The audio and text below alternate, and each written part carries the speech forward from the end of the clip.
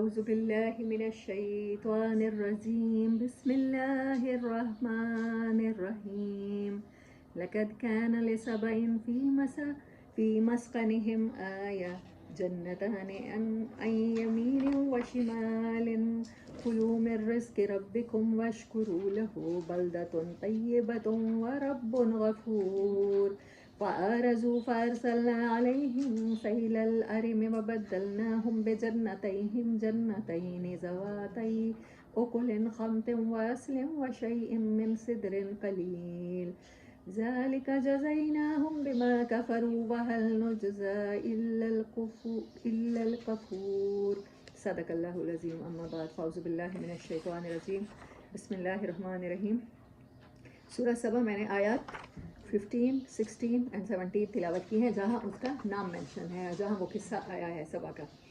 سورہ نمبر 54 آیات ہے، مکی صورت ہے اور مکن پیریڈ میں بیفور ٹارچر، مطلب اس کے بہت سے مفسرین اور مورخین کہتے ہیں جب ٹارچر سٹارٹ نہیں ہوا تھا، دوسرا دور تھا جب اعلان نبوت تو ہو چکا تھا لیکن اعلان نبوت پر ابھی مذاق اڑایا جا رہا تھا، ابھی بھپتیاں کسی جا رہی تھیں، یعنی فزیکل ٹارچر شروع نہیں ہوا تھا، مینٹل تصحیق کی جا رہی تھی، وربل جسٹ بولنے میں.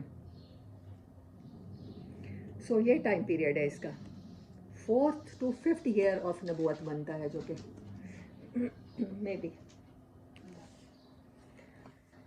اچھا اس صورت کے پارٹس میں اگر میں آپ کو بتا دوں پہلے تو پھر اس کے بعد میں پھر جو میں نے ٹاپک چنا ہے سمری کے لیے تو پھر وہ وہاں تک چلتے ہیں. اچھا central idea and central theme. Central idea اس کا یہ ہے کہ رسالت پر اعتراضات سے بچو، اور سینٹرل تھیم ہے شک، تذبذب، ریب،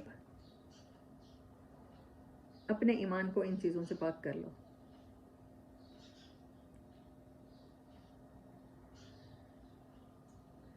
فرسٹ پارٹ ہے 1 to 9 آیت، توحید و صفات الہی. سیکنڈ پارٹ ہے 10 سے 14 نمبر، 4 آیات ہیں، شکر داؤد اور سلیمان علیہ السلام. تھرڈ پارٹ ہے 15 سے 21 قوم سبا کی ناشکری. فورتھ پارٹ ہے شرک، رسالت، توحید، آخرت. 22 سے لے کر 42 تک 20 آیات ہیں. ففتھ پارٹ ہے 43 سے 46 تک 3 آیات ہیں، رسالت پر اعتراضات، اور 6 پارٹ میں لاسٹ تک ہیں 47 سے لے کر 54 تک ان کے جوابات اور آخرت کی بات کی گئی ہے.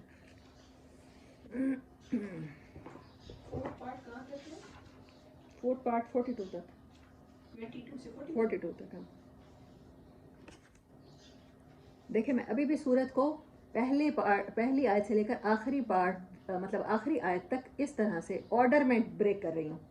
ابھی جو میں کروانے کا آپ سے کہہ رہی ہوں یا جو میں کرنے والی ہوں نیکسٹ سمری میں یا نیکسٹ دورہ قرآن میں، وہ اس کے ٹاپک کے لحاظ سے بریک کریں گے ہم سورت کو. ابھی ہم نے سورت کو ترتیب میں بریک کیا، آرڈر میں بریک کیا، ٹھیک ہے. اب تک آپ لوگوں کو میں نے سمری بھی اسی طرح کروائی ہے ہر سورت کی، اور اسی طرح پورا قرآن پڑھا دوں گی.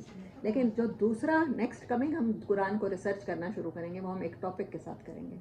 ایک سورت میں کتنے ٹاپک ہیں اور پھر ان کے آگے سب کتنے ٹاپک ہیں، وہ ہم یہ نہیں دیکھیں گے کہ وہ آیت شروع میں آئی ہے اور پھر وہ دوسرے نمبر پر آئی ہے، پھر وہ چوتھے پر آئی ہے، پھر وہ لاسٹ میں آئی ہے. جہاں بھی آئی ہے ان کو اکٹھا کر کے نمبرنگ کر دینی ہے، بس یہ کرنا ہے ہم نے. اچھا میں نے جو چیزیں اچھا کل میں نے آپ سے کچھ ورڈ کہے تھے، میں نے ان کے میننگ بتانے تھے، آپ کو کہا تھا انڈر لائن کیجیے. مترفوہا آیت نمبر 25 24 اس کا خوشحال بتایا تھا. 34 مترفوہا خوشحال بتا دیا تھا. اچھا ٹھیک ہے. کرو یکذفو، یکذفون اور یکذفو، یہ آیت نمبر 48. یکذفو کا مطلب ہوتا ہے تھرو ود پاور. اگر اونچائی سے کوئی چیز پھینکی جاتی ہے تو وہ آپ کو پتہ ہے ٹکڑے ٹکڑے ہو جاتی ہے، کیونکہ وہ جو رفتار ہے نا ہماری جو زمین کی طرف آنے کی کشش ثقل ہے، اس کی وجہ سے وہ بڑی تیزی کے ساتھ زمین کی طرف لپکتی ہے. تو ایسے ہی جیسے کوئی اوپر سے چیز کھینچ کے نیچے مارے، کہ پتہ نہیں کرکٹ کھیلیے یا نہیں، کیچ آپ لوگ کھیلتے رہے یا نہیں، بچے کھیلتے ہیں نا، تو کیچ کھیلتے ہوئے زور سے بال مارتے ہیں. اس میں ایک اور گیم بھی ہوتی ہے، وہ مار کٹائی جیسے کہتے ہیں. بڑے زور سے گیندیں ایک دوسرے کو کھینچ کے مارتے ہیں. جو کزن اچھا نہ لگتا ہو نا، اس کو مارنے کا اسی ٹائم موقع ملتا ہے. یہ قذف کا مطلب یہ ہوتا ہے، کھینچ کے مارنا، کھینچ کے دے مارنا. ہاں اچھا. یبدیو ابتدا کرنا، یعید ریپیٹ کرنا. اچھا. فازیو فیئر، ٹیرر. تناوش کہتے ہیں تناول کی طرح ہے. ڈاکٹر اسرار احمد صاحب کہہ رہے تھے کہ یہ تناول کی طرح ہے، اور نعمان علی خان کہہ رہے تھے کہ جب آپ کسی چیز کو پکڑنا چاہتے ہیں اور وہ کافی دور پڑی ہو، آپ ہاتھ بڑھاتے ہیں اور اس کو ٹچ نہیں کر پاتے، پکڑ نہیں پاتے. اگر بعض دفعہ ٹچ بھی کر لیتے ہیں، اگر آپ نے اٹھانی ہے، سمجھے میں نے یہ بوتل، تو میں ہاتھ جتنا بھی بڑھا لوں، میں اس کے لیے گھسیٹ کے کچھ اور حرکتیں شروع کر دوں، تو اس کو تناوش کہیں گے. ایسی چیز جو بہت دور ہے، میں اپنی پوری کوشش کر لوں پھر بھی میں اس کو نہیں پا سکتی، اس کیفیت کو وہ جو میں کر رہی ہوں اس کو تناوش کہیں گے. آپ لٹرل میننگ میں یہ سمجھیں. آپ اس کو کیسے ایک ورڈ میں کہیں گے؟ Struggling towards unreachable. ہاں، اسٹرگلنگ ٹوورڈز مطلب کیفیت ہے کہ میں چاہتی ہوں کہ مجھے مل جائے، یہ اس کو کہیں گے. یکذفون اگین آ گیا. ہاں بس یہی ورڈ تھے. ہاں مریب ایسا شک، ریب ایسا شک جو دوسروں کو بھی شک میں ڈال دے. مطلب آپ اس شک کا اظہار کریں، آپ کہیں کہ اوہو اس نے یہ بات کی تھی اس محفل میں، تم نے نوٹ کیا تھا، اس نے درس دیتے دیتے یہ بات کی ہے. یہ تو گستاخی رسول میں اس میں آتی ہے. دوسرے کو خیال ہی نہیں ہے، آپ نے اس کے دماغ میں ڈالی اور وہ کہتا ہے ہاں یہ تو ہیں گستاخ رسول. تیسرے بندے تک بات جاتی ہے، وہ کہتا ہے ان کے اوپر تو کوئی سزا ہونی چاہیے، یہ کیسے منہ اٹھا کے ایسی باتیں کر سکتی ہیں. اور وہ جو سب کو، پوری سوسائٹی کو شک میں ڈال دے، آپ کا امیج خراب کر دے کسی کی نظر میں، مریب اسے کہتے ہیں. وہ شک آپ دوسروں کے شک کا باعث بن جائے. ہاں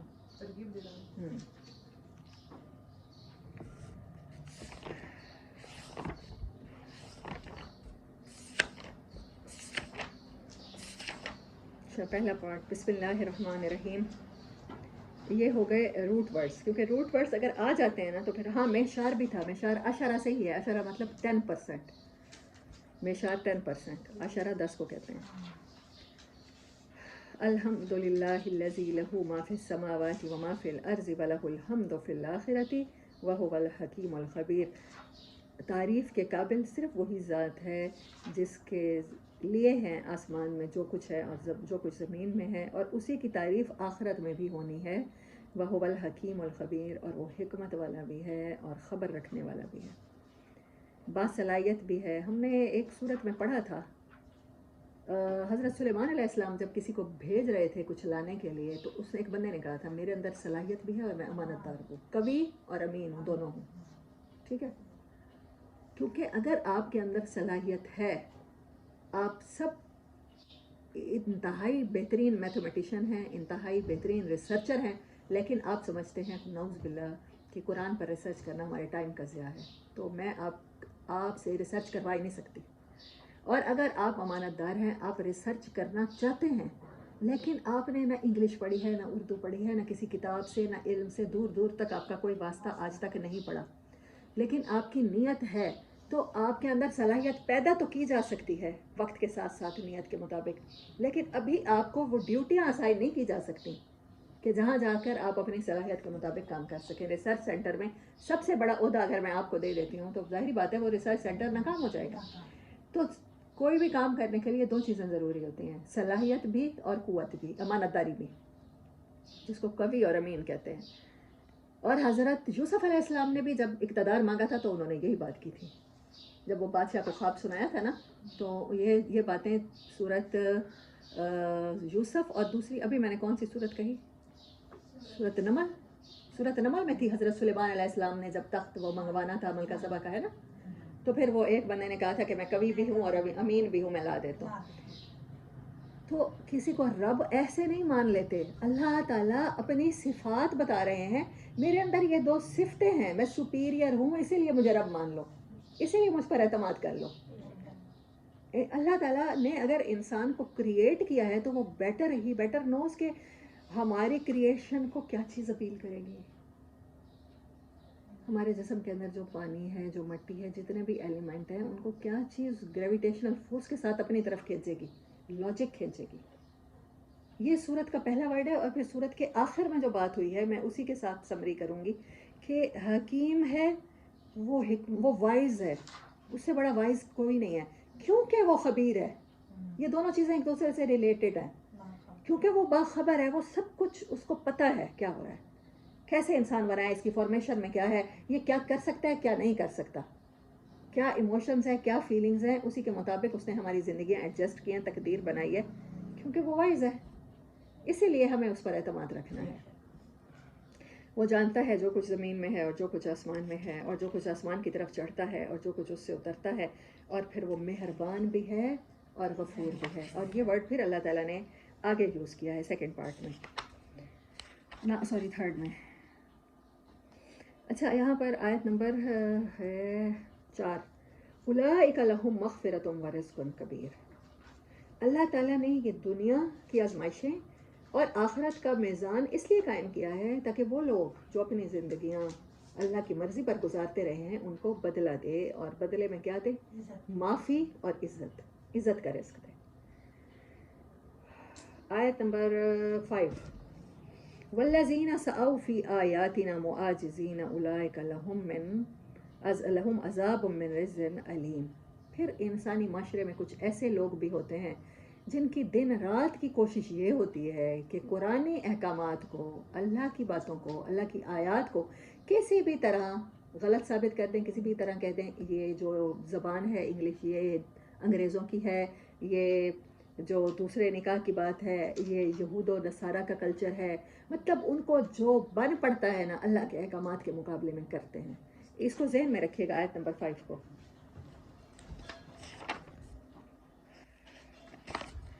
آگے سیکنڈ پارٹ, وَلَقَدْ آتَيْنَا دَاوُودَ مِنَّا فَضْلًا. اور ہم نے عطا کیا داود کو اپنی جانب سے فضل. یا جبال اوّبی ماء وَالطَّيْرُ وَأَلَّنَا لَهُ الْحَدِيدَ. ہم نے ہم آہنگ کر دیا ان کے لیے, کہ کہا اس کو, پہاڑوں کو اور پرندوں کو ان کے ہم آہنگ کر دیا, اور لوہے کو ان کے لیے نرم کر دیا. یہ 3 چیزیں کنیکٹڈ ہیں. اور پھر اس سے فائدہ اٹھاتے ہوئے وہ کیا بنایا کرتے تھے, وہ زرہیں, وہ ہلکے یعنی حلق میں پہننے کے لیے کالرز بنایا کرتے تھے. اور اس کے جواب میں ان سے اللہ نے کیا چاہا, شکر, صرف میرا شکر ادا کرتے رہنا. پھر سلیمان علیہ السلام ان کے بیٹے تھے, ان کو ایسا ٹائم ٹریولنگ ملا, ہوا ان کے مطابق تھی کہ وہ ایک صبح اور ایک شام میں 1 مہینے کی مسافت طے کرتے تھے. اور پھر ہم نے ان کے لیے, باپ کے لیے لوہا نرم کیا, اور ان کے لیے تانبے کے کتر کے وہ چشمے بہا دیے کہ اب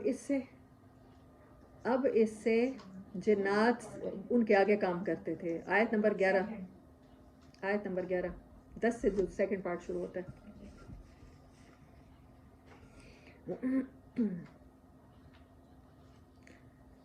وہ دن رات ان کے آگے کام کرتے تھے, اور جو کوئی بھی جن ان کے آگے ٹیڑھ کرتا تھا یا کوئی ان کو سرتابی کرتا تھا تو وہ اس کو آگ کا عذاب چکھاتے تھے. اور پھر وہ اس سے بناتے تھے محاریب, تماثیل و جفان والکل جواب و قدورن. کیا اونچی عمارتیں, محاریب محرابیں جہاں عبادت گاہیں ہوتی ہیں, و تماثیل وہ مثالوں جیسی, یعنی کہ کوئی چیز اس کی امیجینیشنز کے مطابق بنانا. اب وہ پکچر تھی, وہ موویز تھیں, وہ کیا ڈیجیٹل آرٹ تھا, وہ مجسمے تھے. مطلب پہلے دور کے مفسرین نے, میں نے جب یہاں پڑھا ہے تو ساری تصویر سازی اور مجسمہ سازی کے فن پہ بات کی ہے. مولانا مودودی صاحب نے بھی, although he is very modern, he is very liberal. مطلب انہوں نے قرآن کو باقی لوگوں سے, اپنے زمانے سے 100 سال آگے جا کے انٹرپریٹ کیا, لیکن ابھی بھی وہ تماثیل کو جسٹ مجسمہ سازی تک رہے ہیں. لیکن مجھے جو سمجھ آ رہی ہے تماثیل سے, تو وہ تو اب تو ہم ان چیزوں کو دیکھ سکتے ہیں نا. اب تو ہم امیجز دیکھتے ہیں، چلتے ہوئے امیجز دیکھتے ہیں، فلم سازی تو اس سے بہت آگے کی چیز ہے، مجھے یہ ایسا لگا. بجفان کل جواب و قطور، اور بڑے بڑے حوض جیسے لگن، اور اپنی جگہ سے نہ ہلنے والی دیگیں. یہ بنوائی انہوں نے جنات سے جو انسان نہیں بنا سکتے تھے. آگے ان کو کیا کہا، اے ملو آل داود شکرا. اللہ کی ڈیمانڈ کیا تھی کہ آل داؤد شکر کرتے رہنا. جب تک شکر کرتے رہو گے نعمتیں برقرار رہیں گی. نعمتوں کے برقرار رکھنے کے لیے کیا چیز ضروری ہے؟ شکر ضروری ہے. شکر کا مطلب ہوتا ہے ہر چیز کو اس کا مقام دینا اور اللہ کی دی ہوئی نعمتوں کو اللہ کے کام میں استعمال کر لینا. اور پھر جنات کے بارے میں ہاں لکھ لو. اور جنات کے بارے میں یہ بات کی کہ وہ جو ہیں حضرت سلیمان علیہ السلام کی موت سے بے خبر رہے. تو انسان سب سے زیادہ جنات کا تابع رہتا ہے نا، سمجھتا ہے جنات تابع آ گئے تو وہ بہت بڑا اونچا پہنچا ہوا بزرگ بن جائے گا، پیر بن جائے گا. یہاں یہ بتایا گیا کہ اگر وہ جانتے غیب کا علم تو حضرت سلیمان کی موت کا انہیں پتہ چل جاتا، لیکن انہیں نہیں چلا. آگے امپورٹنٹ آیات آ رہی ہیں جن کے بارے میں سورت کا نام ہے. پھر اللہ نے کہا تمہارے لیے سبا کے مساکن میں بھی آیت ہے، ایک نشانی ہے، ایک سبق ہے، لیسن ہے. ان کو 2 باغات اللہ نے عطا کیے تھے، دائیں بھی باغات بائیں بھی باغات، اور ان سے کہا تھا کلوا من رزق ربکم واشکروا لہ، کھاؤ اللہ کے دیے ہوئے رزق میں سے اور پھر اس کا شکر کرو. بلدۃ طیبۃ ورب غفور، زمین کیسی پاکیزہ بستیاں تمہیں، اور رب کون سا مل گیا؟ معاف کرنے والا. تمہاری چھوٹی موٹی غلطیاں تو اگنور کر دے گا وہ. فَأَعْرَضُوا، لیکن انہوں نے کیا کیا؟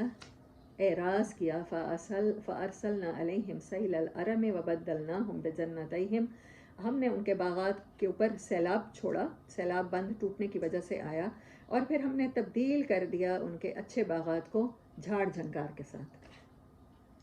ذَلِكَ جَزَيْنَاهُمْ بِمَا كَفَرُوا. اچھا یہاں پر 2 ورڈ آ رہے ہیں، اے ملو، پیچھے کیا آیا؟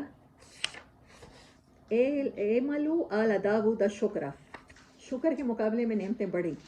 ان کو بھی کہا شکر کرو لیکن انہوں نے نہیں کیا. پھر اللہ نے کیا کیا؟ ذالک جزیناہم بما کفروا، شکر کے مقابلے میں ناشکری کو کفر کہا اللہ نے.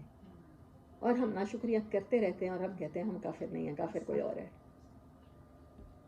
وَهَلْ نُجْزَىٰ إِلَّا الْكَفُورَ، اور کیا بدلہ ہو سکتا ہے اس کے سوا کہ جو اللہ کی ناشکری کرے اس سے وہ نعمت چھین لی جائے.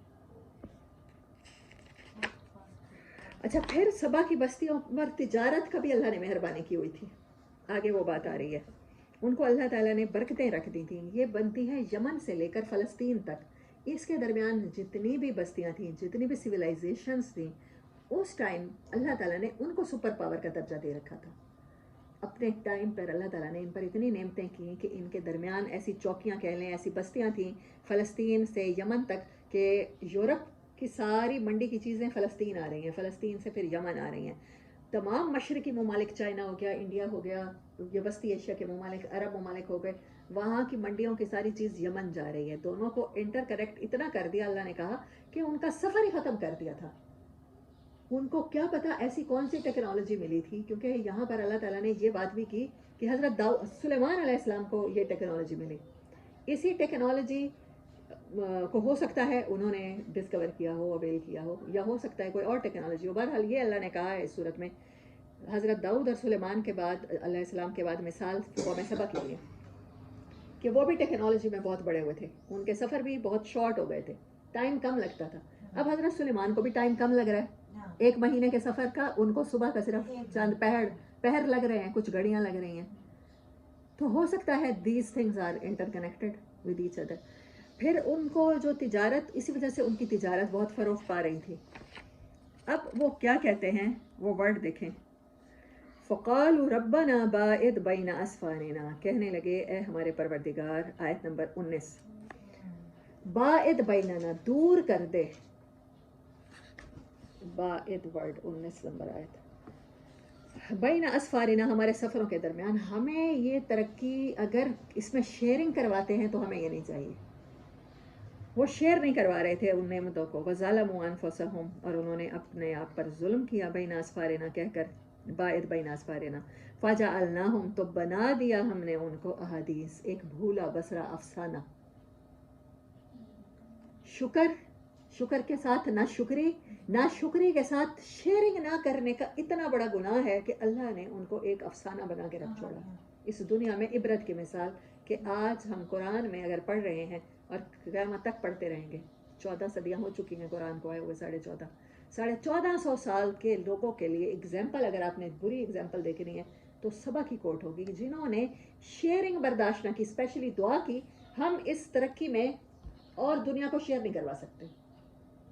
हाँ, सिर्फ यही कहा उन्होंने, फ़क़ालू रब्बना। तो बहुत बड़ी बात है, सूरत की यूनिकनेस तो देखें, यहाँ उनकी दुआ कोट हो रही है। उन्होंने ये नहीं कहा कि हमें भी दे और दूसरों को भी दे। हज़रत सुलेमान अलैहिस्सलाम को मिल रहा है तो फिर वो आगे तामीराती काम कर रहे हैं, इंसानों की फलाह के काम कर रहे हैं। यही शुक्र का बेहतरीन तरीका है। इन्होंने क्या किया कि अब किसी को और को फ़ायदा ना पहुँच जाए, हमारी मंडियों तक रसाई ना मिल जाए। फ़क़ालू रब्बना बाइद बैन अस्फारिना, इसको अल्लाह ताला कह रहा है फ़जअलनाहुम अहादीसा व मज़्ज़क़नाहुम कुल्ल मुमज़्ज़क़, और हमने उन्हें चखाया जो कुछ चखाना था, यानी उनको टुकड़े टुकड़े कर डाला। इन्न फ़ी ज़ालिका लआयातिल लिकुल्लि सब्बारिन शकूर। शुक्र की बात जो आले दाऊद से शुरू हुई है उसको कंक्लूड किया है अल्लाह ताला ने यहाँ पर इस पैसेज में, आयत नंबर 19 पे। इसमें एक नहीं कई निशानियाँ हैं, कई सबक हैं उन लोगों के लिए जो दुनिया में सब्र और शुक्र के साथ अल्लाह का शुक्र करना चाहें। तो उन्हें सीखना होगा शेयरिंग में शुक्र है। आपके पास ज़रूरत से ज़ायद बच जाए, आप इंतज़ार करते रहें, आपकी ज़रूरतें बढ़ती रहें। आज आपका घर इस एरिया में है, कल को आप कहें मेरा घर कैंट में होना चाहिए, उसके बाद आपकी ख्वाहिश DHA में होना चाहिए, उसका एनवायरनमेंट ज़्यादा अच्छा है, मेरे बच्चे, तो फिर आपके बढ़ते चले जाएं ख्वाहिशात और ज़रूरियात, तो फिर आप कभी भी अल्लाह के रास्ते में नहीं दे सकेंगे, शेयरिंग नहीं कर सकेंगे। शेयरिंग का मतलब वही होता है जो हज़रत बीबी फातिमा ज़हरा और इमाम हसन हुसैन ने सिखाया। एक मरतबा हज़रत अली से कोई आया बंदा मांगने के लिए, तो हज़रत अली रज़ी अल्लाह ताला अन्हु सूखी रोटी को तोड़ के टुकड़ों में पानी में भिगोकर खा रहे थे। अब वो मांगने आया, इमाम हसन से आया या इमाम हुसैन से आया, ग़ालिबन इमाम हसन से। अब उसने कहा कि मेरी ये ज़रूरत उन्होंने पूरी कर दी। मतलब वो एक मजलिस में 100 बकरियाँ, 100 ऊँटनियाँ इस तरह से देते थे किसी को, तो ऐसे उन्होंने कहा मुझे तो तुम इतना दे रहे हो, वो जो बूढ़ा तुम्हारे घर के बाहर बैठा है, डेवड़ी पर बैठा है, रोटियां तोड़ तोड़ के पानी में खा रहा है, तुम्हें उसका ख्याल नहीं आता? उस बेचारे को भी कुछ दे दो, मुझे तो दे रहे हो। उन्होंने कहा वो बूढ़ा वही है, सारा उसी के तरके में से तुझे दे रहे हैं, वही जिसको मिला हुआ है। तो शेयरिंग वहीं से शुरू होती है कि आपके पास एक भी रोटी है ना, तो आधी किसी और को देकर अल्लाह की नेमत का शुक्र इस तरह से अदा करना है। ये सिखाया अल्लाह ने इस सूरत में हमें। इसमें निशानियाँ क्या है, हमें उन्हीं निशानियों को तो फाइंड आउट करना है, हमें सीखना है। अगर अल्लाह ने कुरान में निशानियाँ मेंशन कर दी हैं, हमें कीज़ दे दी हैं कि आपने ट्रेयर तक पहुँचना है, ट्रेयर हंट है, और यहाँ पर ये छुपा दिया गया है, यहाँ पर ये छुपा दिया गया है, और फिर साथ अल्लाह ने नंबर लगा दिए हैं, यहाँ निशानियाँ, जाओ ढूंढ लो, जाओ वो ट्रेयर, वो ख़जाना ढूंढ लो। शेयरिंग ख़जाना है अल्लाह की नेमतों को बरकरार रखने का। हाँ, आगे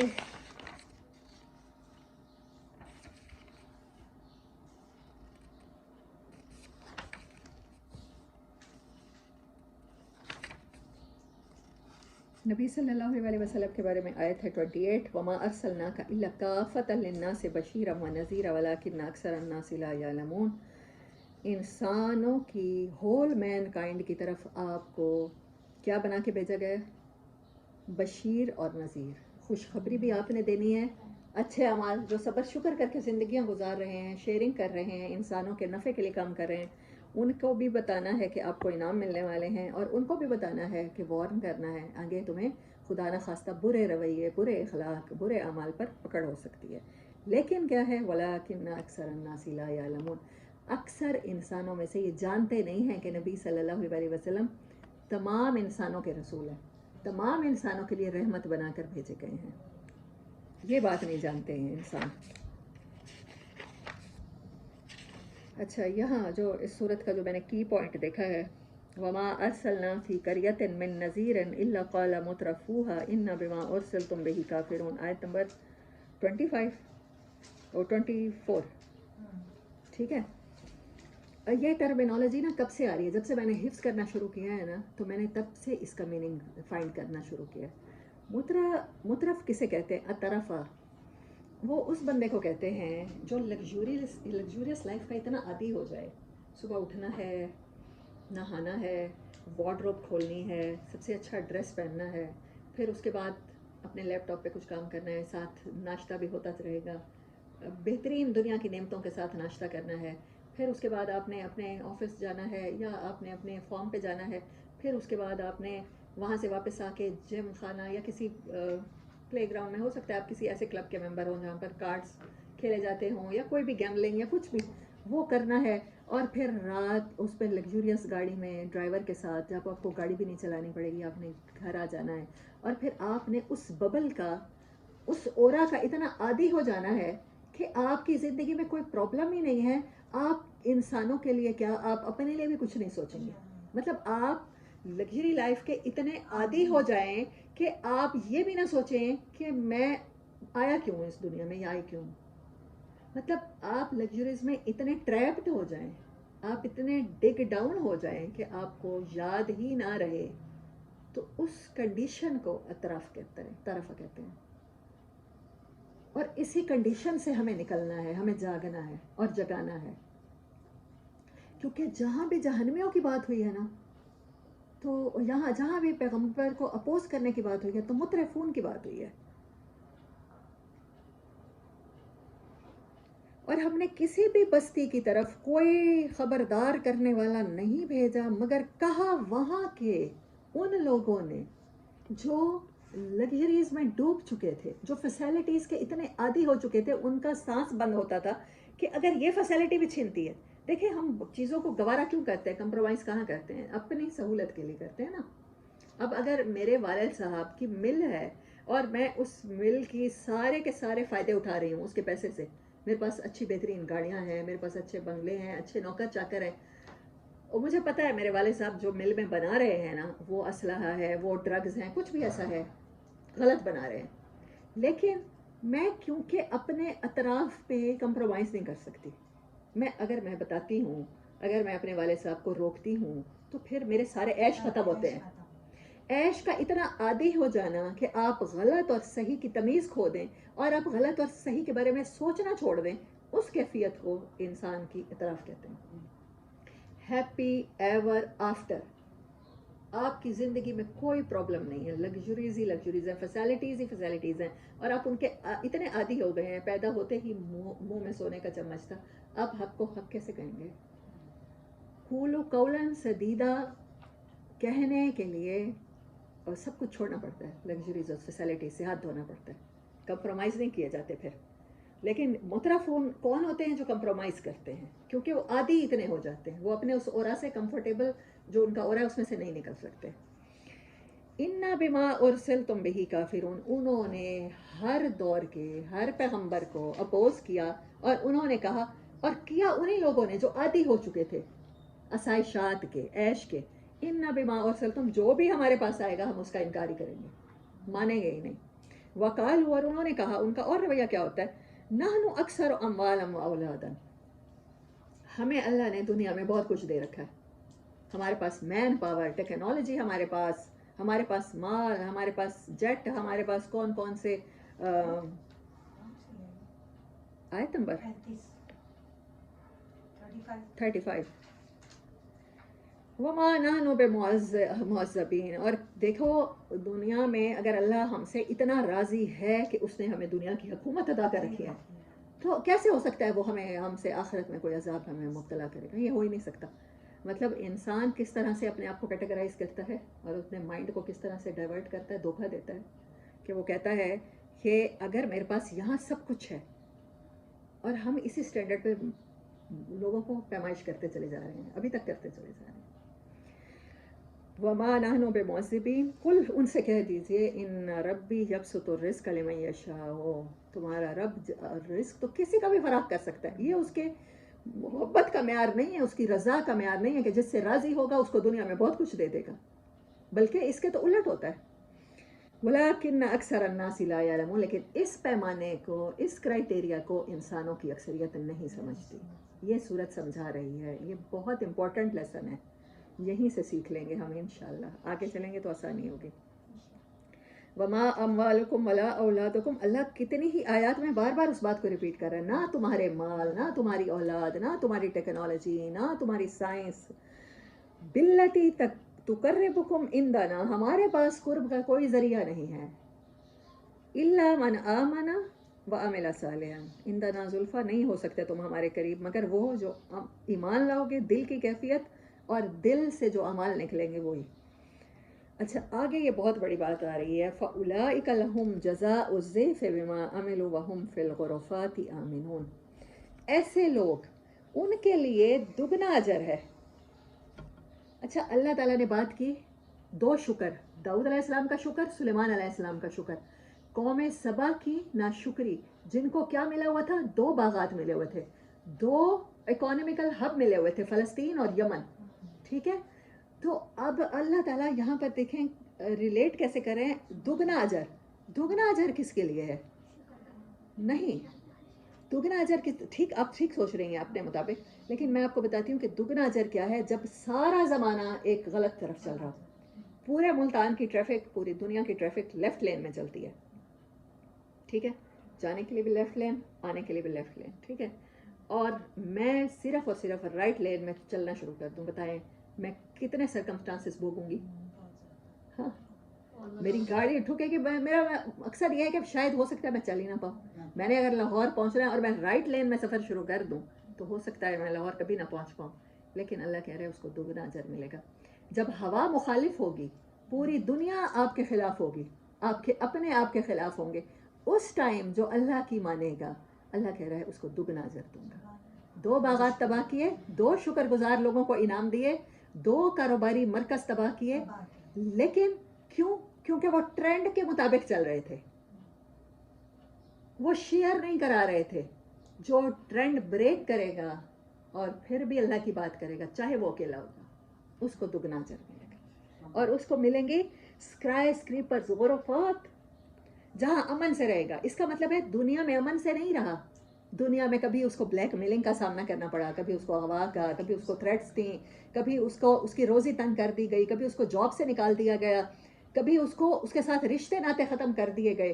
یہ سارا کچھ فیس کرے گا, لیکن اس کو کمپنسیشن اللہ تعالیٰ آخرت میں کریں گے. جنت کے بالا خانوں میں وہ کیا رہے گا, امن سے رہے گا. یہاں پر دیکھیں 2 اپوزٹ رویے ہیں, مترفون جو دنیا میں بڑے امن سے رہ رہے ہیں, اتنے امن سے کہ راوی ان کے لیے چین ہی چین لکھ رہا ہے, ان کی لائف ایسی ہے. ان کو لگتا ہے قرآن انہیں اپسیٹ کرتا ہے, ان کو لگتا ہے اللہ کے احکامات کے تو جو ہمارا ریسزم کا سسٹم ہے یہ اس کے خلاف بات کرتے ہیں, تو وہ اس کو اپنے ماحول سے مطابق ہی رہتے ہیں, اپسیٹ ہونا پسند نہیں کرتے. لیکن اللہ کہہ رہا ہے دگنا اجر ملے گا ان لوگوں کو جو ان حالات میں بھی اللہ کا قرب چاہیں گے, اللہ کی رضا چاہیں گے, جن کی پریورٹی صرف اللہ ہوگا بس. والذین یسعون فی آیاتنا معاجزین, آیت نمبر یاد ہے 5 تھی, یہ بات پہلے ہوئی ہے, اب سورت کے اینڈ میں دوبارہ وہ بات آ رہی ہے.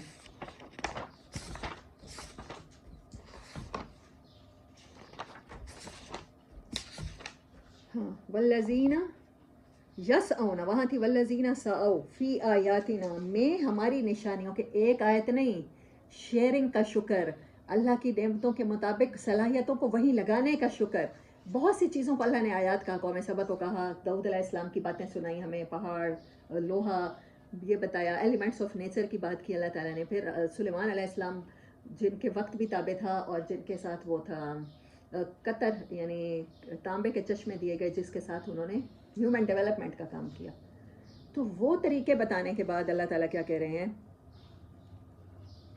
جو یہ ساری آیات, یہ سارے شکر کے طریقوں کو ڈینائی کرے گا, ڈینائی کرنے کے لیے وہ اٹموسٹ کوشش کرے گا, ساؤ تھکے گا, دن رات بیٹھ کے کانفرنسز کرے گا, سازشیں کرے گا, پلاننگز کرے گا, کہ کسی طرح میں لوگوں کو بتا دوں کہ یہ جو بندہ جو اللہ کا نام لینے والا ہے یہ تمہیں غلط بتا رہا ہے. پاکستان میں سروائیو کرنے کے لیے تمہیں پاکستانی مردوں کی اتھارٹی تسلیم کرنی ہوگی, ان کا بتایا ہوا اسلام قبول کرنا ہوگا. ایسے لوگوں کے لیے پھر کیا ہے, معاجزین اولئک فی العذاب محضرون, ان کے لیے عذاب ہے. اور یہ مت سمجھنا کہ اپنا ان سے کہو ان سے کہ رزق تو اللہ کسی کا بھی چاہتا ہے اپنے بندوں میں سے زیادہ کر دیتا ہے. وما انفقتم من شیء فهو یخلفہ، اور جو کچھ بھی تم خرچ کرو گے، یہاں کوئی مال کی بات نہیں ہوئی، کوئی دولت کی بات نہیں ہوئی، صلاحیت، وقت، کچھ بھی جو تم خرچ کرو گے فهو یخلفہ، کرما، وہ پلٹے گا تمہاری طرف، وہ اعمال تمہارا پیچھا کریں گے. وَهُوَ خَيْرُ الرَّازِقِينَ، یہاں پر یہ بات سمجھیں، رزق کے ساتھ اللہ نے یخلفو کی بات کیوں کی ہے؟ آیت نمبر 39 ہے. ٹھیک ہے. اچھا آپ ایسا کرتے ہیں، آپ مسجد بنواتے ہیں، آپ نا ساری زندگی آپ گیملنگ کرتے رہے ہیں، آپ نے کلب بنایا ہوا تھا جہاں پر بیٹھ کے جوا کھیلا جاتا تھا. اب آپ کہتے ہیں میری عمر بھی زیادہ ہو گئی، اللہ سے ملنے والا ہوں، ایک ڈپریشن ہو جاتا ہے ایج بڑھنے کے ساتھ ساتھ کہ آخرت کا خوف آنا شروع ہو جاتا ہے. پھر کیا کریں؟ اب اس ساری گیملنگ کی کمائی میں سے نا کوئی ایک نیا کام، اچھا کام کر لیتا ہوں. کیا کرتا ہوں؟ مسجد میں چیریٹی دے دیتا ہوں، مسجد تعمیر ہو رہی ہے.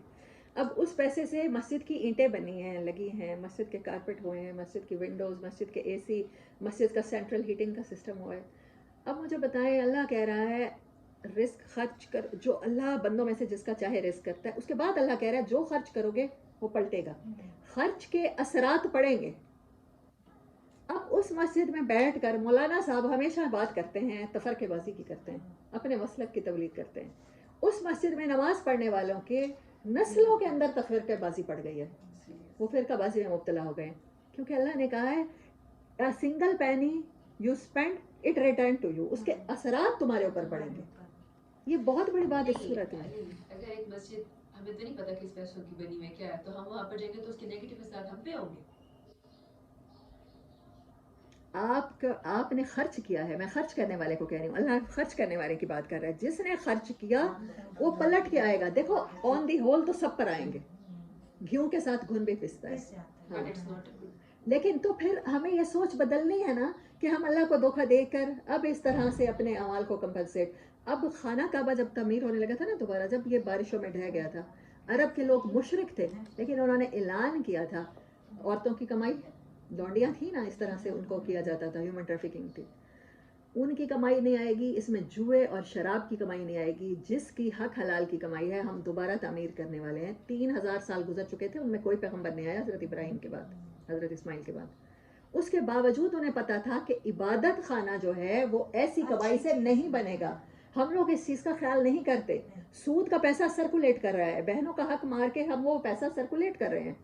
جب خون، پیسہ خون کی مانند ہوتا ہے، آپ کی رگوں میں خون ہی صاف نہیں ہوگا تو اس کے اوپر گوشت تعمیر ہونے والا جو بلڈنگ بنے گی وہ کیسے آپ کو فائدہ دے گی؟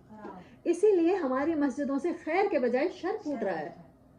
کہیں فرقے بازی ہو رہی ہے، کہیں مصالح پرستی ہو رہی ہے، کہیں پر آپ سمجھتے ہیں کہ جو سپیریئر ہو گیا ہے وہ عالم، اس سے دین سیکھ رہے ہیں، آپ اللہ سے کٹ گئے ہیں.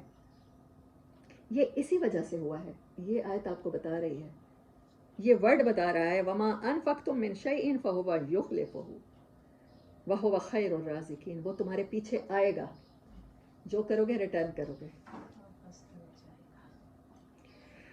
ہاں پھر آگے بات کی ہے اللہ تعالیٰ نے فرشتوں کی کہ جس دن وہ کہہ دیں گے کہ اے ہمارے پروردگار یہ ہماری عبادت نہیں کیا کرتے تھے. فرشتے تو ہیں نا، جبرائیل علیہ السلام ہے، میکائیل ہیں، اسرافیل ہیں، لیکن وہ خود سے کچھ نہیں کر سکتے آپ کی ہیلپ. انسان کیا کرتا ہے؟ جنات اس کے دل میں خیالات ڈالتے ہیں، اس کے اندر وسوسے پیدا کرتے ہیں، وہ جنوں کی عبادت کرتا چلا جاتا ہے اور اسے پتہ بھی نہیں چلتا. یہ سارے شیطان کے مطلب اس کے سبارڈینیٹس ہیں، اس کی فوج ہے، لشکر ہیں. اچھا آگے چلیں، جو بات میں نے ایک اور کرنی تھی. ہاں آیت نمبر 46، قل انما. اچھا ایک اور بات پہلے اللہ تعالیٰ نے کی. ان سے پہلے بھی لوگ کیا کرتے تھے؟ وما آتیناہم من کتب یدرسونہا وما ارسلنا الیہم قبلک من نذیر. کیا تمہارے پاس کوئی کتاب ہے جس میں سے پڑھتے ہو اور حالانکہ ان کے پاس کوئی خبردار کرنے والا نہیں آیا؟ وکذب الذین من قبلہم، اور ان سے پہلے بھی لوگ جھٹلا چکے تھے. وما بلغوا معشار ما آتیناہم، حالانکہ تم ابھی تک ٹیکنالوجی کے 10% پر بھی نہیں پہنچے جو وہ استعمال کر کے ہنڈا کے پرانے کر چکے ہیں. ہاں ان کا تو جھٹلانا چلو بنتا تھا، تکبر بنتا تھا، تم کس میں ہو؟ نہ 3 میں نہ 13 میں. قل انما اعظکم بواحدۃ، استغفر اللہ، کہنا نہیں چاہیے یہ. قل انما، قل کہہ دیجئے بے شک میں نصیحت کرتا ہوں. یہ بھی یونیک بات ہے جو اللہ نے کی ہے یہاں پر صرف ایک نصیحت کرتا ہوں. اللہ کہتا ہے اور کچھ بھی نہ کرو. ان تقوموا للہ مثنی و فرادا, اللہ کے لیے کھڑے ہو جاؤ, غور و فکر کرنا شروع کر دو. ثم تتفکروا, اکیلے بھی مل کر بھی سوچو, ٹرینڈ کی ایسے اندھی تقلید مت کرو. تو اس سے میں نے صرف اس صورت کا ایکسٹریکٹ یہی نکالا ہے کہ اندھی تقلید آپ کو گمراہی کے اس گڑھے تک لے جاتی ہے جہاں سے واپسی نہیں ہو سکتی. یہاں اللہ کیا کہہ رہا ہے, اندھی تقلید نہ کرو, سوچو. یہ نہ سوچو مل کر سوچو کہ اس کا نقصان ہوگا. جب ہم, جیسے میں نے پہلے بات کی, آپ مل کر بیٹھتے ہیں, ایک بندہ کہتا ہے کہ یہ اس سارے لیکچر میں نا جس کا مقصد ہی صرف نقصان پہنچانا ہے کاز کو, وہ کہے گا کہ اس میں نا یہ بات غلط تھی, اسی غلطی کو پوائنٹ آؤٹ کرے گا. پھر 2 سے 3 3 سے 4 گروپ میں بیٹھ کر جب آپ ڈسکس کرو گے تو وہ بات اتنا بڑا ہیوج سلنڈر کھڑا کر دو گے دوسرے کے خلاف کہ آپ اللہ کے اس میسج تک پہنچ ہی نہیں سکتے جس کے لیے اللہ نے آپ کے پاس رسول بھیجا. ہاں, ڈسٹریکٹ ہو جاؤ گے. اللہ نے کہا اکیلے بھی سوچو, غور و فکر کرو. صرف ایک نصیحت کی اللہ نے کہا کہ میرے احکامات بھی ایسے نہ مانو, غور و فکر کے بعد مانو. بس تم غور و فکر کر دو, وہ تمہیں ہدایت تک لیڈ کر دے گا.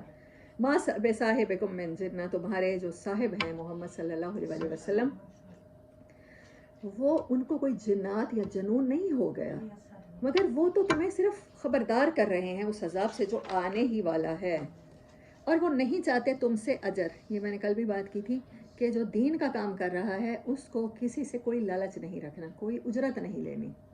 تنخواہ لے لیتے ہیں لوگ علاقے کے بڑے سے, مطلب آپ ایسا سمجھیں کہ کوئی ایک کالونی ہے تو اس کو وہاں کا اپوائنٹ ہو گیا قاری صاحب, تو قاری صاحب کو ₹1,00,000 تنخواہ ملتی ہے, تو اب کالونی والے جیسا چاہیں گے قاری صاحب وہی خطبے میں بولیں گے. آپ تو یا جو کوئی علاقے کی مسجد ہے گاؤں میں ہے تو وہاں کے ذمہ دار صاحب ہیں, MPA صاحب ہیں, اب انہوں نے اپوائنٹ کر دیا ہے اور انہی کے گھر سے قاری صاحب کو دانے جاتے ہیں اور حافظ صاحب کو وہ سارا کچھ دیتے ہیں, ان کے بچوں کا خرچ بھی تعلیم کا اٹھایا ہوا ہے. تو پھر اب وہ کہتے ہیں کہ کیونکہ میں الیکشن لڑ رہا ہوں یا میرا بیٹا لڑ رہا ہے, چاہے وہ زانی ہیں, شرابی ہیں, جواری ہیں, چاہے وہ غریبوں کا مال کھانے والے ہیں, یتیموں پر ظلم کرنے والے ہیں, زیادتیاں کرنے والے ہیں, چاہے ان کے حرم میں 4 بیویوں کے علاوہ 14 بیویاں ہیں, لیکن قاری صاحب کے گھر کیونکہ دانے وہ ذمہ دار صاحب بھیجتے ہیں تو وہ کہیں گے کہ ووٹ لوگوں کو کہیں, لوگوں کی مائنڈ میکنگ کرے کہ جب اس الیکشن میں ووٹ پڑیں تو مجھے ہی پڑیں, اور قاری صاحب وہی کہتے ہیں. یہ ہے جو ہم بو رہے ہیں, ہم وہی کاٹ رہے ہیں. یہ ایک چین ہے, سسٹم ہے, ریلیٹڈ ہے. تو اسی لیے اللہ نے کہا کہ اجر نہ مانگو, انسانوں سے سوال نہ کرو اور اسی چیز کو آرگیو بناؤ, میں تو نہیں چاہتا, میرا اجر تو اللہ کے ذمے ہے. قل ان ربی یقذف بالحق, کہو اللہ تو دلیل کی چوٹ مارتا ہے اور بڑی دور کی کوڑی لاتا ہے, توڑ دیتا ہے باطل کو حق کے ساتھ, کیونکہ وہ غیب کا جاننے والا ہے. اچھا پھر آگے وہ بات دیکھیں, از ولو ترا از فازعوا فلا فوت واخذوا من مکان قریب, 51 نمبر آیت. اور جب آپ ان کو دیکھیں گے ان کی گھبراہٹ میں ہوں گے, فلا فوت, فوت کسے کہتے ہیں, اس جگہ سے مس پلیس ہو جانا, گم ہو جانا, غائب ہو جانا, یہ وہاں سے غائب نہیں ہو سکیں گے اور پکڑے جائیں گے مکان قریب. اچھا انہوں نے کیا بات کی تھی, ہماری دوری کر دے, باعد بینا اسفارنا, یاد رکھیے قوم سبا کی دعا. یہاں اللہ کیا کہہ رہا ہے, قریب کے مکان میں پکڑے جائیں گے اور وہ کہیں گے اب ہم ایمان لائے. وَأَنَّ لَهُمُ التَّنَابُشُ, اب وہ کیسے اس چیز کو پا سکتے ہیں جو ان سے دور ہو گئی, مِن مَّکَانٍ بَعِیدٍ, جو مکان دور ہو گیا. شیئرنگ نہ کرنا آپ کو اللہ کی رحمت سے بعید کر دیتا ہے, دور. آپ نے کہا باعد بین اسفارنا مِن مَّکَانٍ بَعِیدٍ, ریلیٹڈ باتیں ہیں. آگے پھر اللہ نے کہا وَقَدْ كَفَرُوا بِهِ مِن قَبْلُ, حالانکہ اس سے پہلے یہ ناشکری کر چکے تھے. وَيَقْذِفُونَ بِالْغَيْبِ, تو پھر اللہ نے تھرو کیا, توڑا فورس کے ساتھ ان کو, بالغیب من مکان, غیب جو ان کا ٹیسٹ تھا اس میں یہ فیل ہوئے, من مکان بعید, وہاں سے بہت دور کے مقام پر پہنچ گئے. باعد بین اسفارنا, دور کر دے ہمارے سفر. تو اللہ نے کیا کہا, رحمت سے بھی دور, شکر سے بھی دور, عذاب کے قریب, وہاں نزدیک کے مکان میں پکڑے گئے. وَحِيلَ بَيْنَهُمْ وَبَيْنَ مَا يَشْتَهُونَ, اور اللہ نے ڈال دیا, حائل کر دیا ان کے درمیان اور ان کے درمیان جو چیزیں وہ چاہتے تھے, ان کی خواہشات تھیں, ڈیزائرز تھیں. دنیا میں ڈیزائر اور لگژری میں جیتے رہے نا, وہاں بھی تو ہم انسان یہی جائیں گے نا, جنت اور اس کی نعمتیں مل جائیں. کما فعل باشیاء من قبل, جیسا یہ دنیا میں لوگ چیزوں سے دور ہو جاتے ہیں. ایسے ہی محروم ہو جائیں گے جیسے ان سے پہلے والے کافر ہوتے رہے محروم. انہم کانوا فی شک مریب، کیونکہ یہ ایسے شک میں تھے، یہ شک کو پریویل کرتے تھے، پھیلاتے تھے، لوگوں کے ذہنوں میں الجھنیں ڈالتے تھے، خود اکیلے نہیں بلکہ روکا انہوں نے مل کے. وآخر دعوانا ان الحمد للہ رب العالمین.